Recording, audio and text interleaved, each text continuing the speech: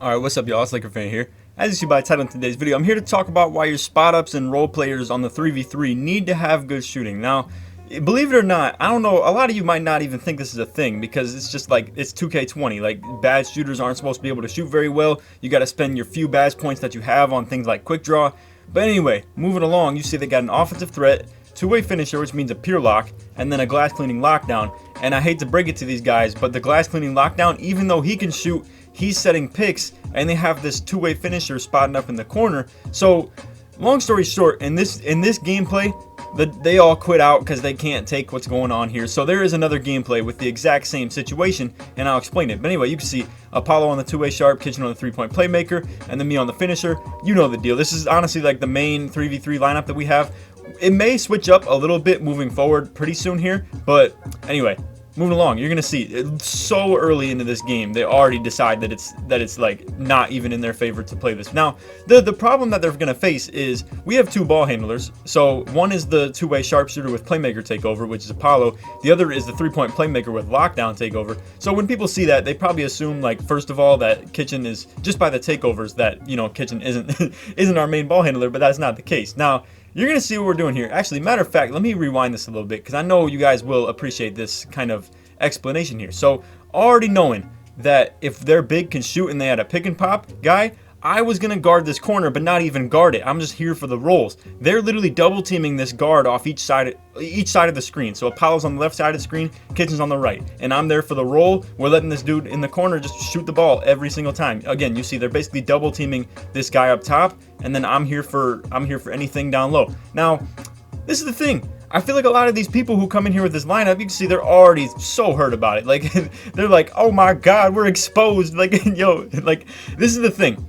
People come in here with this lineup and they assume that, oh, they'll guard me from three, don't even worry about it. I'll probably have to take like 1 or 2 shots a game because they're not trying to give up no corner threes.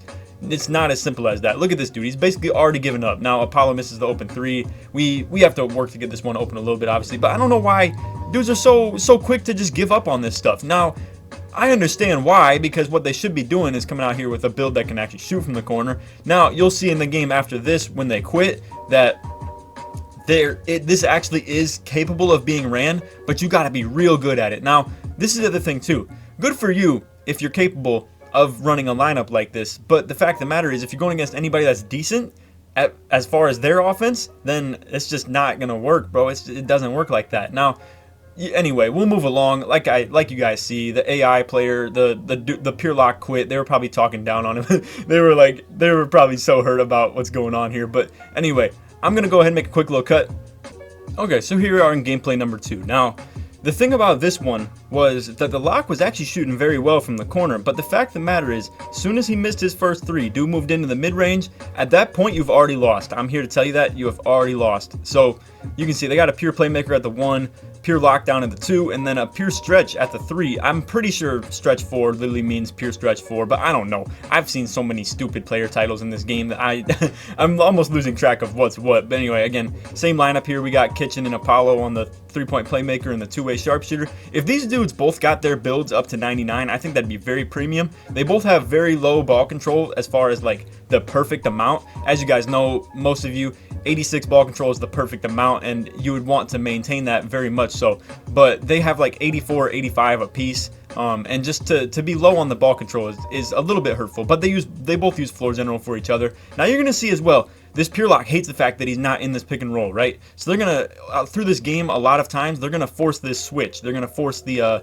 stretch big to guard whoever's in the corner. They're gonna force this lockdown onto me. But anyway, you can see they have one bad shooter, one great shooter in each corner. Now, what we end up doing, because obviously I'm going to be more of a presence in the paint, again, you see this stretch really doesn't want too much to do with the pick and roll. They probably do a way too much to avoid any confrontation in this. But anyway, you can see, now I'm going to guard this corner, because like I said, I'm the better interior defender, so what sense does it make to have Kitchen guard the the guy who can't guard threes, so he'll just be in the paint. Essentially, what we're doing here, I'm always going to guard the weakest shooter, and if the weakest shooter cannot shoot at all, or we want to dare him to shoot, I'm just going to sit in the paint, and we're completely taking away what this point guard has. And this pure lock is literally just going to have to win them a game. Call this a D-head move, like, some really like bad stuff. It's not cool and all, I get that, but the fact of the matter is, don't come in here with a lineup like this if you don't expect it to be something like this. Now, again, you see he greens the mid-range, but what is that for at the end of the day? I can get pretty easy 2s, especially with this lineup. Look at this. I mean, this is considered an easy 2 in my book. Like, literally an alley-oop with a trailing guard, no matter what he is, a pure lock or anything. It's still an easy 2 in my book, and we can get way easier offense than that even. So, again, he's just taking super long mid-ranges at this point, and they're worth 2 points. But at the end of the day, if it's not a 3, what's it worth? So, I don't know. I mean, his percent goes up quite a bit as far as, because you can see I have defensive leader on the other side. But his percent goes up quite a bit, but what's it for if it's not going to be worth 3 points? It's just not, it's not going to be a very good offense at that point. But again, easy lob. You're going to see they completely switch their defensive mindset after this as well. So, again, we're on the same exact thing. We're just letting this guy shoot from the corner. Now, like I said, he was shooting very well in this game, but the fact of the matter is, a pure lock shooting corner 3s or corner mid-ranges, whatever it may be, is not going to be able to outscore us, and it's as simple as that. So Apollo's defense can completely change. He can just play super tight on the 3-point line. If he gets completely broke, I'm just out there to completely help off the corner, and we can give up a cut, because at the end of the day, we don't want to give up 3s. That's simple as that. That's how stage works, especially when you're up already. But anyway, you see, I probably forced an alley-oop cut right there. Now, there was a lot of mistakes we made toward this end part of the game. You can see we left the stretch big open. Obviously, that's not something we want to do, but regardless, anyway, you're going to see this possession right here. They try to force this stretch big onto Apollo. We're not trying to let this dude just hide on defense. So we're going to give it to him. What we end up doing, I hit the slip a little bit, right? And then we pass to Kitchen open in the corner. He doesn't get the shot off. He ends up making this 3. Now, the next possession, same exact thing as what's been going on here. We're leaving the lock open. It's kind of a rinse and repeat thing. Now, you will see a different sort of outcome on the play after that, if I remember right. But for the most part, look at this. I mean, it's just, he's spotting up from long mid-range. That's about, like, what, 16, 18. Now, if he greens it, 21%. I'm not exactly sure how that works either. But, again, 2 points is 2 points. We don't really see that as, like, a threat, especially considering, we'll put it like this. If we're going to get 2 points, it's probably going to be off an easy dunk, and it's as simple as that. Now, right here, Apollo's got this stretch big on him again. We were probably going to work to that, but they did switch off me and Kitchen, so that would make it so I assume they'd switch again if we ran it back. Now, right here, again, we're getting this to Kitchen. They can't get this lock off of him. Now they put the stretch big on him. Now, Apollo obviously didn't mean for that to happen.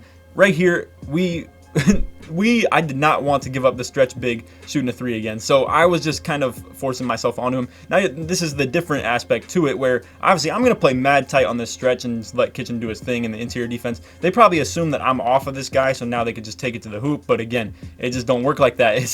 It's too tough to get paint buckets if your build isn't built for that. Now, right here, I don't know what they were doing. They were maybe trying to force me off of this guy and try to get the exact same thing, but like I said, this was a lost cause. I mean, when you come out here with a lineup like this, it's tough. Now, Kitchen gets caught lacking right here. I'm not gonna lie. Obviously, if he could redo this and like he's probably looking at this video super mad at the fact that he gave that up, because obviously there's nothing this stretch big's gonna do. Obviously, he's not even gonna help in the paint. He basically just got caught ball watching. It's as simple as that, because there's nothing he's gonna do for paint help, because I'm literally already there. But he does make up for it with the 3 on the other side. Nice transition and come back off that as well, because I don't know, they were actually like maybe working to get back into this game. Obviously, it was 15-12. If they get a stop there, they're literally a corner 3 like this away from it being a tie game. Now, like I said, big props to this guy for being able to shoot with the pure lock. That is a tough thing to do. I know myself as well, because I basically have as low of a 3-pointer as he does. Right here, I wasn't actually expecting Kitchen to pass this. I'm actually surprised he did. And it's not that I don't like that he did. It's just I don't ever see him do stuff like that. So I just wasn't really expecting that to happen. Now, again, stretch bigs on me. I'm trying to keep him off me. We were doing way too much with this possession. You're going to see I'm literally staying corner so the stretch won't get off me. Now, as soon as Apollo passes this back to Kitchen, he tries to bail to the stretch big tries to bail back to Apollo. But again, they're just forcing this switch way too much. Like it's getting in the way of their defense, and it's just not a good idea. It's creating a lot of easy buckets. So anyway, Kitchen's gonna face guard over there. I'm gonna literally just leave him wide open over there. It's simple as that. And you see, I get the passing lane. Now I'm just looping around. I'm like, yo, okay, takeover's on. Let's just work this and let me get the ISO. Because honestly, this is a good aspect of this lineup as well. I can ISO super easy because I got 2 good shooters in the corner. It's just I won't get my takeover so easy on the 3v3, but at some point in the game, I would expect that I probably will get it. And that takeover booster is huge as well. But anyway, bro, we shot 9 for 9 this game. So much for a pure lock too, right? I mean, they had there's not much of an impact he makes. Now, this lineup is probably built more so to like beat other ISO teams, so they can have a pure lock on the point guard that's trying to ISO on the other squad, and then the stretch big kind of keeps this rim protector just stuck in the paint. But again, the fact of the matter is, you can just switch your best interior defender onto the lock and just make him shoot all game.